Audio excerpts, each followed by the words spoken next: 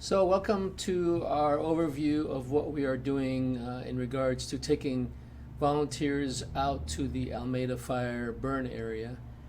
And this will hopefully help you in advance to know what you are going into and what to look for when you get there. So, let's take a look at this. First of all, we are going to kind of look at some idea of the pictures and different things that will help us understand how big this fire was as we're going into it, just to see the devastation. Some of you may not know this already, so just a couple seconds here to overview. This is a picture one of our troopers took from the I-5. You can see hundreds of feet of firewall. This was reported to me by several first responders. So very traumatic, very hot, very fast moving firewall with 34-mile-an-hour winds moving through that area, and very hard to stop.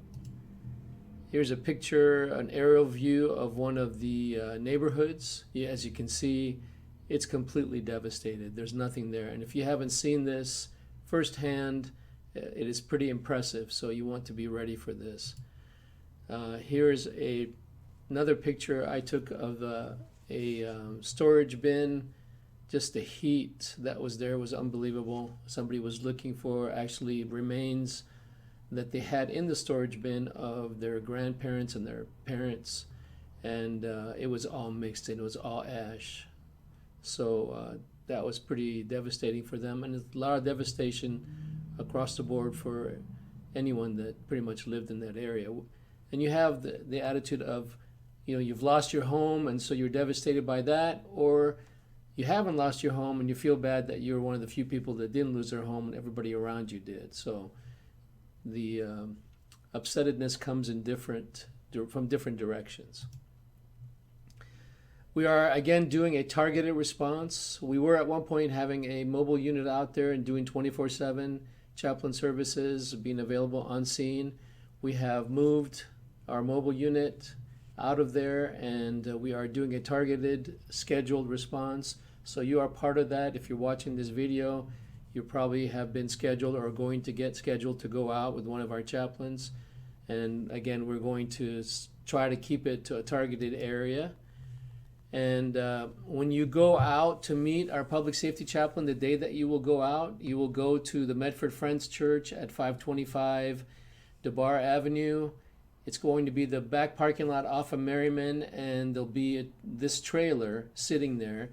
And you will know that's where you will meet, at this trailer where it says Chaplain Command Center. So should be pretty simple to find and plainly marked.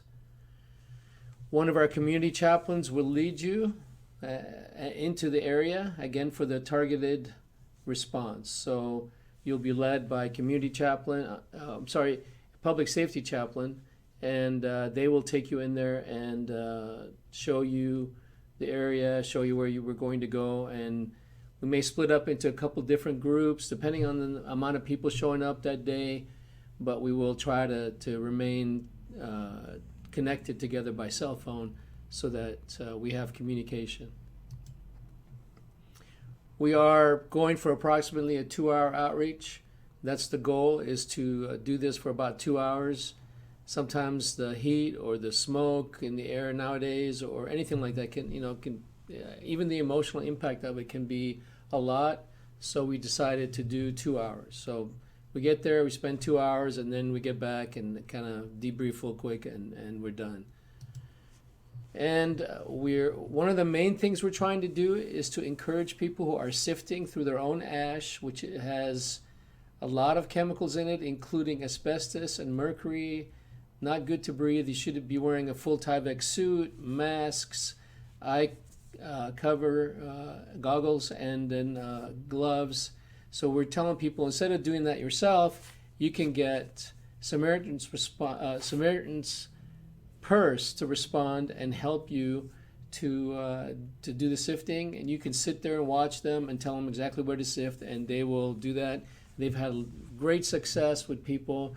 One of the success stories was that they found somebody's diamond ring. And so they do find things in there, and it's not uncommon to find things in the ash, but they are good at it, they're trained, and they've got all the gear to do it. When we're there, it's a great opportunity to pray with people. So take the opportunity to pray and encourage people.